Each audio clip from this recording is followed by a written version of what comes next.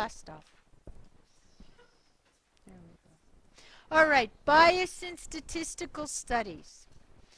The results of a study can be accurate only if the method for choosing the sample is free from bias. Okay?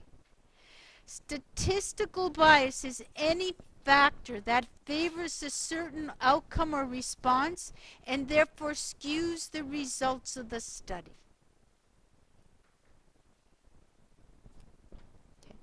And people use statistics all the time to get what they want. Okay? A big one now is Ford. We're worried that the information Ford is using is saying that people want to reduce city council. We're worried that he doesn't have a sample that's free from bias. And he's making that conclusion, right? That is a concern. The opposition is raising those concerns. So, anyway, I'm sure they'll handle it.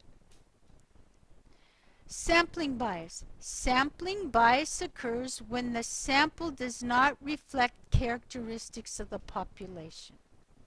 A survey asked students at a high school football game whether a fund for extracurricular activities should be used to buy new equipment for the football team or instruments for the band. So let's look at this. They're at a football game and they want to know whether money should be used to buy football equipment or musical instruments. Is there something wrong with this sample? I think it's pretty straightforward. There might not be a lot of music students at the football game. So let's just, students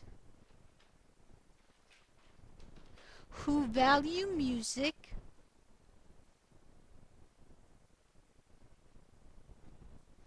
will be underrepresented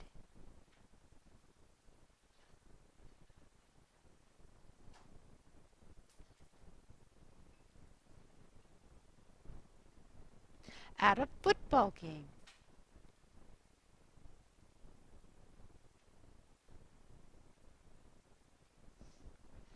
A random sample from the entire student body should be selected. A random sample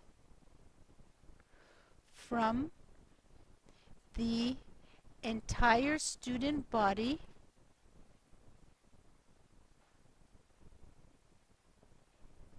should be selected.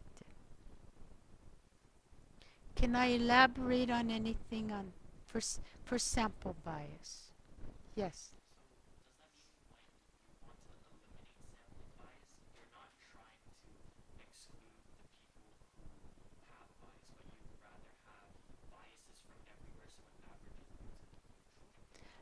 We don't really, the idea is to, if you have a population, the idea is to randomly select from the entire population, not from a select few.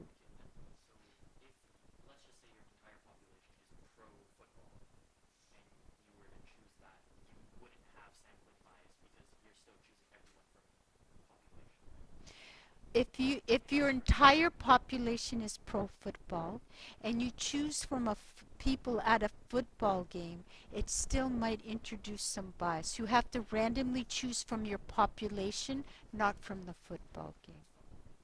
Either way, choose from the population. Because you never know. You just never know. Non-response bias. Non-response bias occurs when a particular group are underrepresented in a survey because they chose not to participate. Okay? No, this is, can you see if people choose not to participate, that this is a form of sampling bias? Because they choose not to participate, then they're not really, there's no chance that they'll be within your sample. So it's an issue too. Okay? To avoid non-response bias, a researcher must ensure the sampling process is truly random. And that just means you're randomly selecting from the entire population, and that everyone you're trying to select actually agrees to participate. For example, they could include questions that identify members of particular groups to make sure they are properly represented. Somehow try to include everybody. Example 2. A science class asks every fifth student entering the cafeteria to answer a survey on environmental issues. Less than half agree to complete the questionnaire. So can you see, if less than half agree to complete the questionnaire, then they're not included. So the issue is those who do not fill out the survey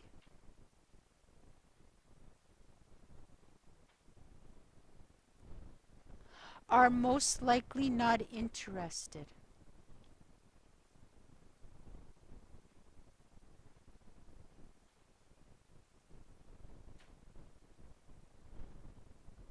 In the environment.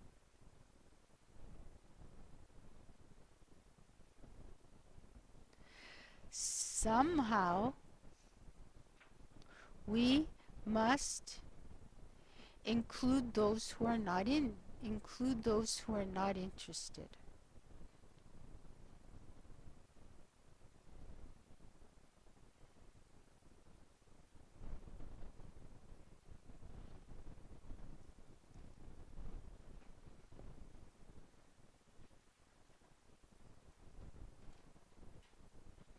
So that was number 1, 2, 3.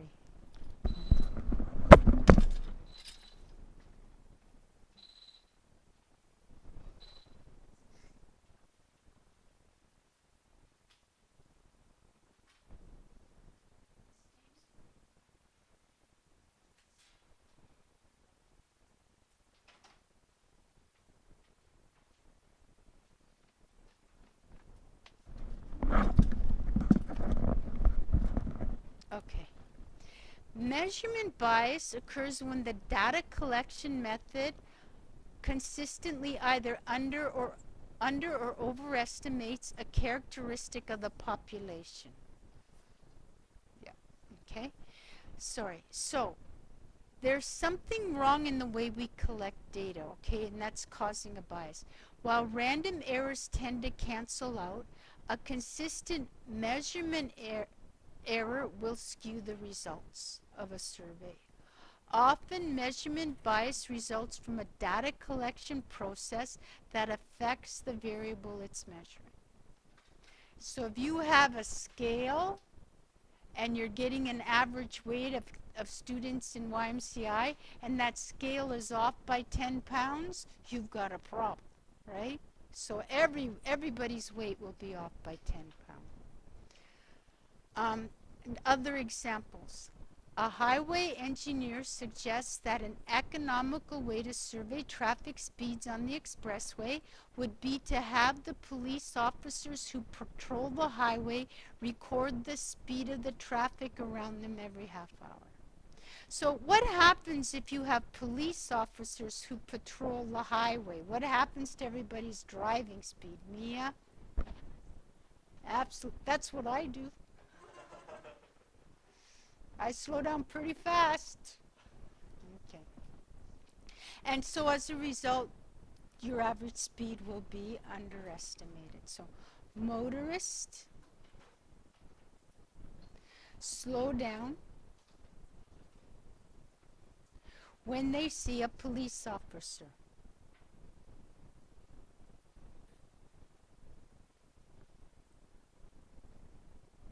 I even go below the speed limit just to make sure. Actual speeds, huh? No. Well, no, we should obey. Actual speeds, we should obey this. I'm trying to improve.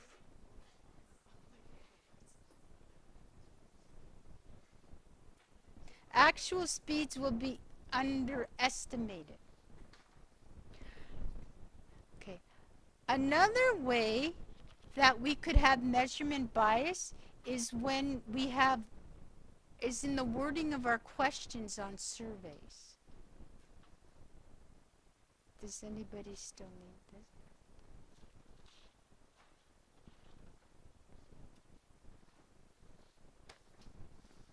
For example, just to give you a definition, a leading question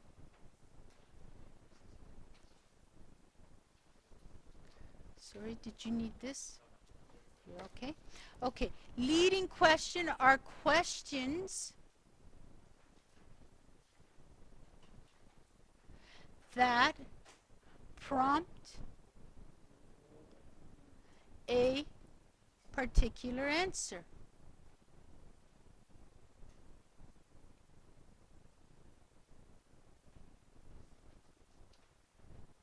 So let's say I might ask you, do you smoke weed? What are you most likely to answer? Yeah, I know. You're most likely to answer no, just because it might be a source of embarrassment for some people.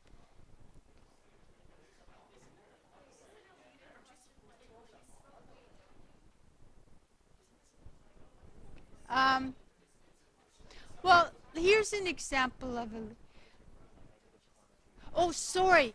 Do you smoke? That's more an example of a response bias. You're absolutely right. Thank you for pointing it out.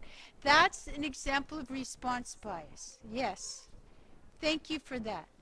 That was not a good example of a leading question. Here's a good example of a leading question. A poll included the following question.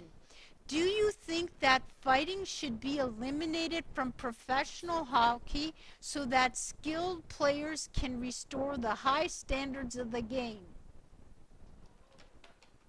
See how it's implying, well, if they are fighting, they're not having high standards, and we want high standards, so we better avoid the fighting. And you're kind of leading them into saying yes. Do you see how that's working? How could we fix this question?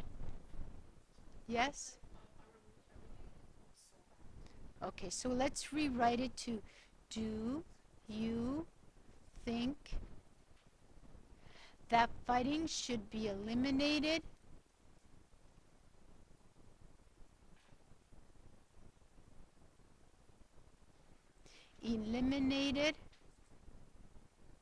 from professional hockey?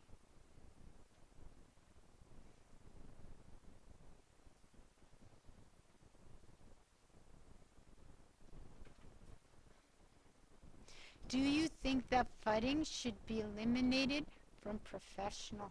End of story. Do you agree with that? Can I explain anything better?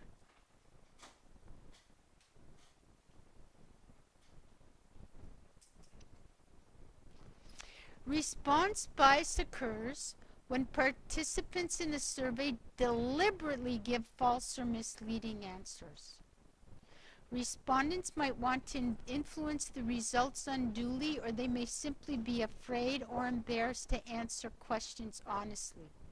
Careful wording of the questions or surveys done anonymously could avoid or minimize response bias. What's wrong with this question? A teacher asks her class, is there anyone who doesn't understand? Yes. Yeah. Do you think, what I do is I go, is there anything I can explain better? Do you notice I say that now? Is that better? Because then I'm taking responsibility. Can I explain anything better? Or a teacher could go, this is difficult material.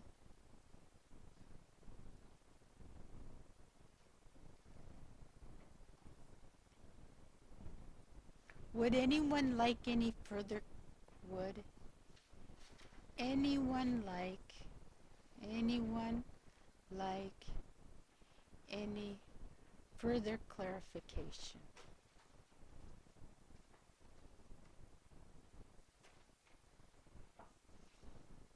Question mark. Okay. You can. Is there anything I can explain better? This is difficult material. Would anyone like any? Or you can ask me at lunchtime. Nobody, very few people are there. Okay, when you do your study, you will have a culminating assignment, and basically it's a stats assignment, and it will be due the Friday before Christmas break, so I can mark it, because it takes me an hour and a half to mark each project, an hour to an hour and a half. So groups of 2 or 3. You're going to identify the population. Most likely it will be the world. You'll select an unbiased sample. Well, it's hard to do. You'll probably take it'll be a convenience sample, and you're most likely to get all the information you can. You could prepare a survey if you wanted to and collect your information that way, or you can just get it from the internet. Collect data, calculate results, make some conclusion or inference about the population. Wordings of questions on a survey are important. Good questions are simple, relevant, specific, readable. Very easy, straightforward questions. They avoid jargon. Huh? Does anyone have an example of jargon? Like, yes? Say? Oh. Sort of. It could be. Like I'm thinking.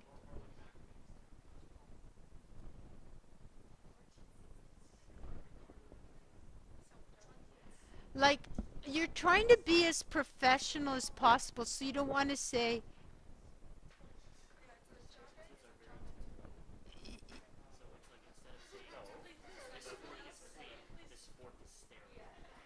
Oh, okay.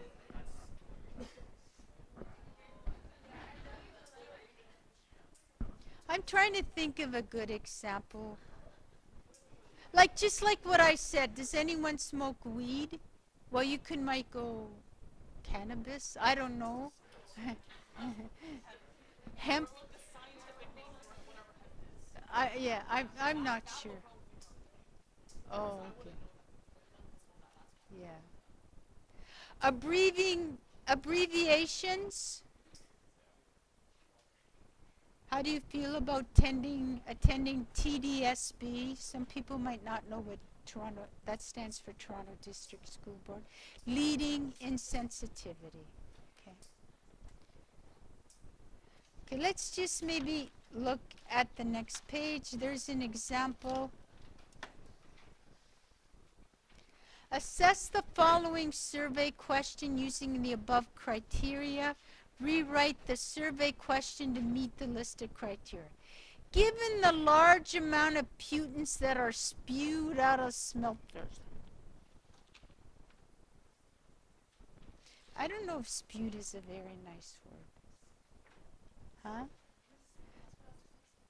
Should mining companies, don't you think that's kind of like jargon, clean up their act? Yeah. It's not really nice language. Clean up your act. Yeah. What would be a better way to word? You want to be professional in your questions. How could we change this? Even pollutants are kind of leading, right? Because they're saying, of course, we don't want them to put pollutants into it. So that's leading. This is kind of slangish. Clean up your act. What do you think? How should we reword? How can we make this a nice professional question?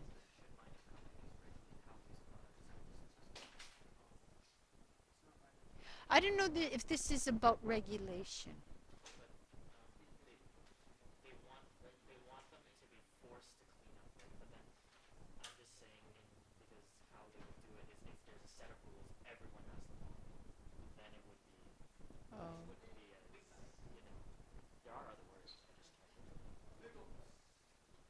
Okay. I suppose there's no perfectly right or wrong. We could say should mining companies clean up their waste products, but then that's implying that they haven't looked at that. And it's also implying they're not clean. Yeah. The clean, everyone wants clean. Can Should mining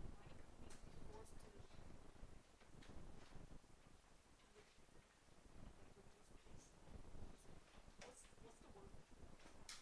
even forced is maybe you No, can't. isn't that part of the question? To be forced, I feel like should. Could I make a suggestion? Okay. Just for the sake, should mining companies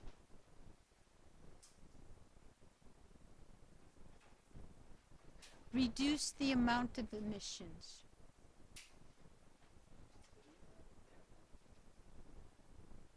What do you think of that one?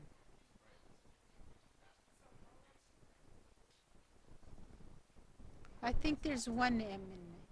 Should mining companies reduce their emissions or the amount of emissions? It's tricky, but it's still a big improvement over this, right? Yes.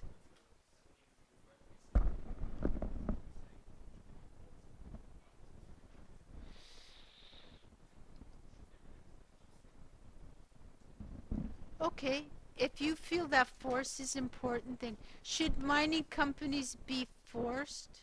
Maybe that's another possibility. Or should they reduce?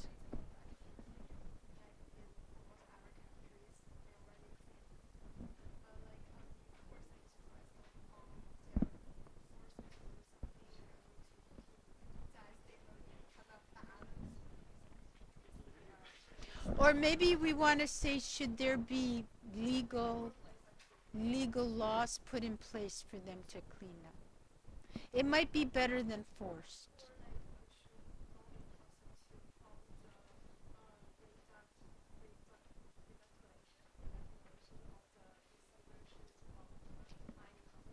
Yeah, you could do that too.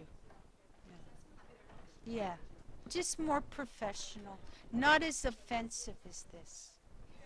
But when your grouping sentence actually change or add on to the meaning of the original question, does that matter? Um, Because usually when we are trying to change a sentence, we always add our own thinking. yeah, yeah. We cannot like preserve the originality of the. But when you do your own survey, you know what you're asking. Here, we're not really sure. We're interpreting. Because of the ground format of the words, we are already Yeah, stuck. yeah. But when you do your study, you will know. You will know what you're looking for, and you'll be able to clear. Just be clear. Just be more professional. That's the problem with these questions. I'm going to just sign off. Is that okay?